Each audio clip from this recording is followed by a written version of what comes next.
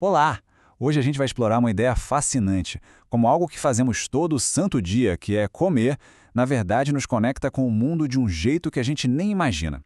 Vamos usar como base a filosofia do movimento Slow Food para entender como o nosso prato pode ser, de verdade, o ponto de partida para grandes mudanças.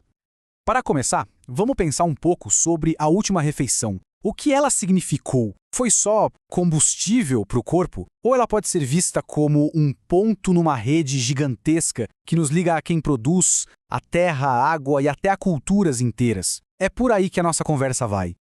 Então, a ideia central que a gente vai analisar é exatamente esta.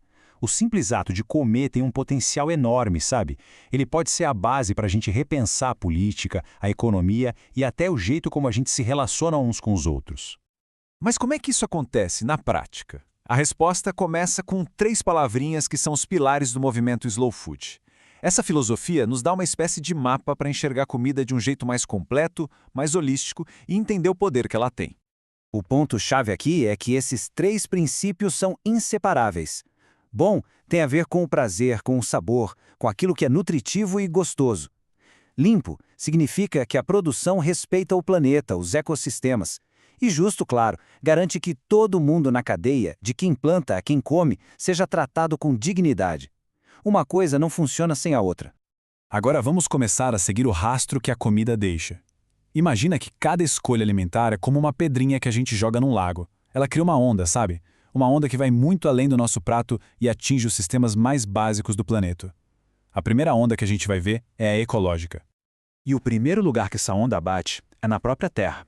A agricultura sustentável enxerga o solo como um organismo vivo, a base de tudo. Por outro lado, as práticas industriais podem esgotar essa vida, transformando o que era fértil em um recurso sem vida. E isso, claro, compromete tudo. Essa onda continua e chega na água. Cada alimento que a gente consome tem o que chamam de pegada hídrica. A agricultura industrial, com o seu uso intensivo de água e contaminação por agrotóxicos, acaba afetando a qualidade e a quantidade de água disponível, dos lençóis freáticos até os oceanos. É tudo um sistema interligado. E não para por aí não. Essa onda ecológica chega até no ar que a gente respira. O transporte de comida por milhares de quilômetros, as tais milhas alimentares e as emissões da agroindústria, tudo isso contribui bastante para a poluição do ar e para o aumento de CO2 na atmosfera. Agora a gente chega num ponto super crítico. A relação entre o nosso sistema alimentar e a diversidade de vida na Terra. Parece um paradoxo, mas o jeito que se produz comida hoje é uma das maiores ameaças à vida no planeta. E o resultado disso é bem assustador. E para a gente ter uma ideia do tamanho do problema, olha só esse número, 75%. Segundo a FAO, 75% das variedades agrícolas simplesmente desapareceram no último século. A gente está perdendo um patrimônio genético e cultural gigantesco em nome de uma produção em massa, toda padronizada. E tem uma frase que captura muito bem a filosofia por trás da defesa da biodiversidade. A ideia não é só gerenciar a natureza como se fosse um recurso numa planilha, mas sim amá-la, protegê-la como um bem essencial para a sobrevivência e para a resiliência do planeta. Mas olha, essa onda de impacto não é só ecológica. Ela tem uma dimensão que é profundamente humana. Agora a gente vai ver como a comida vai além do meio ambiente e acaba moldando a nossa saúde, a nossa cultura e o jeito que a gente vive em comunidade. E aqui tem uma conexão que talvez a gente não faça de primeira. A relação entre comida e beleza.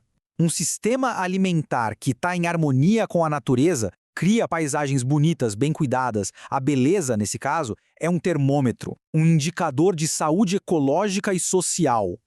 E a saúde, como fica? O sistema alimentar industrial cria uma situação bem maluca. Nos países mais ricos, ele ajuda a causar as chamadas doenças do bem-estar, como obesidade e diabetes. Ao mesmo tempo, no mundo todo, a fome e a desnutrição continuam existindo. Isso mostra que o sistema atual, do jeito que está, não dá conta de garantir saúde para todo mundo.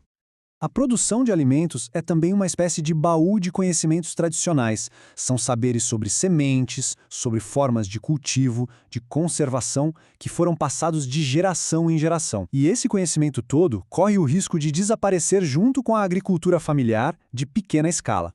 E claro, por fim, alimento é prazer e conexão. Existe um conceito, o de convivium, que celebra exatamente isso, a alegria e os laços que a gente cria quando compartilha uma refeição. É o poder de fortalecer uma comunidade em volta da mesa. É a parte mais feliz dessa onda humana. Ok, depois de entender todas essas conexões, essas ondas de impacto, a pergunta que fica é como é que a gente sai da teoria e vai para a ação? A proposta é uma virada de chave, uma mudança fundamental na nossa identidade, no nosso papel dentro desse sistema. A ideia de coprodutor é muito poderosa. Em vez de ser só um consumidor passivo que apenas compra e consome, um coprodutor é alguém que participa, que se informa, que faz escolhas conscientes e que divide a responsabilidade por um sistema alimentar mais justo e saudável para todo mundo. E qual seria a forma mais direta de começar a agir como um coprodutor? Bom, o começo é encarar de frente um dos problemas mais absurdos do nosso tempo, o desperdício de comida. E esse dado aqui é um soco no estômago. 40%. 40% de toda a comida produzida no mundo é jogada fora antes mesmo de ser consumida. A gente produz comida suficiente para 12 bilhões de pessoas, mas quase metade vai para o lixo, enquanto mais de 1 bilhão de pessoas ainda passa fome. Não faz o menor sentido. Então, como colocar isso em prática? É apoiar o agricultor local, o pessoal da feira. É lutar contra o desperdício dentro de casa. É ter uma hortinha mesmo que seja num vaso na janela. É valorizar as receitas antigas, os saberes tradicionais. E, claro, celebrar o ato de comer junto, de criar comunidade. São passos concretos que qualquer um pode começar a dar. E para a gente fechar, fica essa frase que amarra tudo que a gente conversou. Toda vez que se escolhe o que vai no prato, se está de fato participando da agricultura, moldando paisagens, impactando o mundo. A pergunta que fica para a gente refletir é: que tipo de ato agrícola vai ser a nossa próxima refeição?